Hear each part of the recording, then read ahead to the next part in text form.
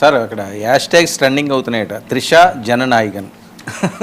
అంటే నేను అది కూడా చూస్తున్నా. అవును, నేనే ముఖ్యమంత్రిని అవుతా అని త్రిష ఎప్పుడో చెప్పినటువంటి వీడియో ఒకటి వైరల్ అవుతుంది.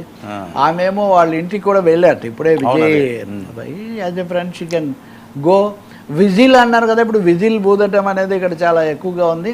సో ఫెస్టివ్ మూడ్, ఒక పండుగ వాతావరణం, ఒక సంచలనం అది ఉంది. పైగా అనూహ్యమైన అసాధారణమైన విజయం లభించింది కాబట్టి ఖచ్చితంగా ఆయనకు సన్నిహితులుగా ఉన్న వాళ్ళందరూ సంతోషిస్తారు కదా. ఇప్పటికే కథానాయకగా ఉన్న ఈమె కంటే ఇంకెవరు సంతోషిస్తారు?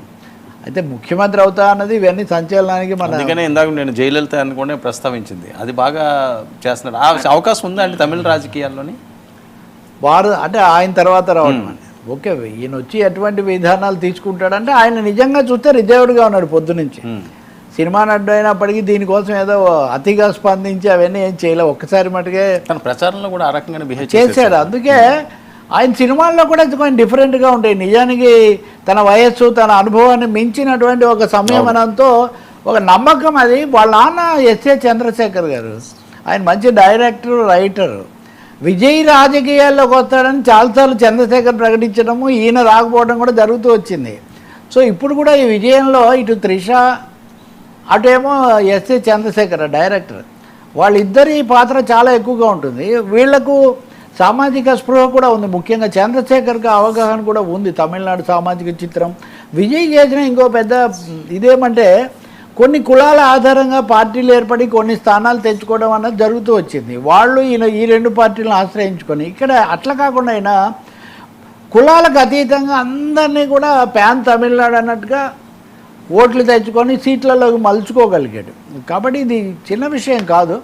త్రిషకు నిజంగా అర్థవంతమైన పాత్ర ఏదైనా కల్పిస్తే మన రాజకీయాల్లో మహిళలకు భాగస్వామ్యం పెరగాల్సిన అవసరం ఉంది కదా. అది చేస్తే తప్పకుండా మనం ఆహ్వానించవచ్చు. బహుశా అభిమానులు కూడా నిలబడడానికి ఇంకా ఎక్కువగా అది వాళ్ళు కూడా సంతోషిస్తారు కదా. కాబట్టి జయలలిత అనుభవంలో రెండు ఉన్నాయి. ఒకటి ఏటుకి ఎదురీది తనను బయటికి పంపించి తనను దింపేసినా కానీ ఎదురీది నిలబడింది ఆమె. ఆమె కేవలం వారసురాలుగానే కాదు, వేరే పోట్లాడి జానకిని ముఖ్యమంత్రిని చేస్తే కూడా ఆమెను సభలో ఓడించి ఆమె మళ్ళీ ముఖ్యమంత్రి అయ్యారు. కాబట్టి జయలలిత తన వాగ్దాటనండి, లేకపోతే జాతీయ స్థాయిలో నిర్వహించిన పాత్ర, వీటన్నిటి ద్వారా ఒక స్థానానికి వచ్చారు. బహుశా త్రిషకు కూడా ఏ రాజ్యసభకు పంపించడమో లేకపోతే రాజ్యాంగ పాత్ర ప్రజా ప్రాతినిధ్యమో కల్పించవచ్చు, కూడా ముఖ్య పాత్ర చేయొచ్చు. అందుకే అంటే కొన్నిసార్లు ఢిల్లీకి పంపిస్తుంటారు, ఢిల్లీలో రిప్రజెంటేటివ్ ఉండాలని. కొన్నిసార్లు వాళ్ళు సాంస్కృతిక అంశాలు, వాళ్ళకున్న ఆసక్తి, వాళ్ళకున్న అవగాహన, దాన్ని బట్టి జరుగుతుంది. ఆ విషయాన్ని మనం గౌరవంగా చూడాల్సిందే, గౌరవంగా ఆసక్తిగా చూడాల్సిందే. సముచిత పాత్ర ఉంటే చాలా మంచిది. ఇంకా మహిళలు అందరు రావాల్సిన అవసరం ఉంది కదా. సినిమా వాళ్ళు రావటం, సినిమా రాజకీయాలు అన్నప్పుడు మహిళలు కాదా, ఎందుకు ఎంతసేపు హీరోల గురించే మనం ఆలోచించాలి. కాబట్టి విజయంలో జెడ్ అన్నప్పుడు త్రిష గురించిన చర్చ కూడా జరిగింది కదా. ఇవన్నీ కూడా భాగం ఉంది. కానీ వీటన్నిటికంటే ఆయన ఇచ్చిన వాగ్దానాలు, హామీలు, సమస్యలు ఎలా ఎదుర్కొంటారు, ఎలా పరిష్కరిస్తారు, దానికోసం ఎలా ముందుకు వెళ్తారన్నది చూడాలి. కొంత చర్చలు అవి కూడా ఆయన జరుపుతూ వచ్చారు అందరితోనే నేను విన్నాను. కాబట్టి అది చేయొచ్చు. సో టీవీలో త్రిషకు కీలక బాధ్యతలు ఇచ్చే అవకాశం కూడా లేకపోలేదు. ఇవ్వకపోతే వర్మ గారు ఒప్పుకునేట్లేరు కదా ముందు. కాబట్టి తప్పకుండా అది సాధ్యమే. విజయంలో ఖచ్చితంగా తిన పాత్ర కూడా ఉంది, అది సాధ్యమే, అది తప్పకుండా సాధ్యమే. పైగా విజయం సాధించి ఇప్పుడు మనమందరం ఇప్పుడు చర్చిస్తున్నాము. 2000 కిందటే మన విజయయాత్ర మొదలైందని ఆమె ట్వీట్ పెట్టారు కదా. అప్పటికి ఇంకా ఎగ్జిట్ పోల్స్ కూడా రాకముందే, ఎగ్జిట్ పోల్స్లో బహుశా యాక్సిస్ మై ఇండియా ఒక్కరు చెప్పకముందే ఈమె చెప్పారు కదా. కాబట్టి ఖచ్చితంగా విజయంతో పాటు నిలబడింది. అదే ఒక వీడియో, అది కూడా నేను నీతో ఉంటే విజయం అనేది ఒక ఇది కూడా నడుస్తోంది. కాబట్టి ఖచ్చితంగా హ్యూమన్ ఇంట్రెస్ట్ యాంగిల్ లేకపోతే ఉమెన్స్ రోల్ అనే దాంట్లో చూసినప్పుడు ఉంటుంది. పైగా త్రిష కూడా వెరీ సీనియర్ యాక్ట్రెస్ కదా. ఆమె అలాగే ఉండిపోయారు, కానీ చాలా కాలం నుంచి ఉన్నారు. తన మీద అనేక దుష్ప్రచారాలు ఇట్లాంటివి జరిగినప్పుడు ఆమె చాలా ధైర్యంగా ఎదుర్కొన్నారు. ఎప్పుడు వెనక్కు పోల.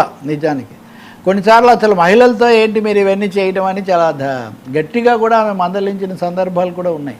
తప్పకుండా ఈ విజయంలో త్రిష కీలక భాగస్వామి అవుతారు. ఆమె మీద ఫోకస్ కూడా తప్పకుండా చాలా పెరుగుతుంది. తమిళనాడు రాజకీయాల్లో ఇటువంటి అంశాలు, మసాలాలకు ఇంకా ఎక్కువగా అది కూడా ఉంటుంది. కాబట్టి దీన్ని సవ్యంగా అర్థం చేసుకొని ప్రజల తీర్పును సార్థకం చేయాల్సిన బాధ్యత విజయ్ మీద ఉంటుంది. బీజేపీ విషయానికి వస్తే మటుకు అటు మహిళా బిల్లు అయినా ఇటు మత సంబంధాలైనా వీటి మీద భారతదేశం యొక్క వైవిధ్యం దక్షిణాదికి ఉత్తరాదికి మధ్యలో ఉన్నటువంటి ప్రాతిపదికలో ఉన్న తేడా ఇది కూడా వాళ్ళు గమనించి వ్యవహరిస్తే ప్రజలు సంతోషిస్తారు. కాంగ్రెస్ పార్టీ విశాల దృష్టితో సంస్థాగతంగా పటిష్టం చేసుకుంటుందా లేక కేవలం కొన్ని పరిమితులతో ఇలాగే ఉంటుందా అన్నది బహుశా మన కేరళ ముఖ్యమంత్రి ఎంపికతోనే తేలుతుంది. కేసీ వేణుగోపాల్ వర్సెస్ సతీష్ అని నడుస్తుంది కదా, సతీష్కే ఎక్కువ అవకాశాలు ఉండొచ్చు. Sir thank you sir, thank you so much Ravi గారు. తమిళనాడు విజయం ఈరోజు దేశవ్యాప్తంగా పెను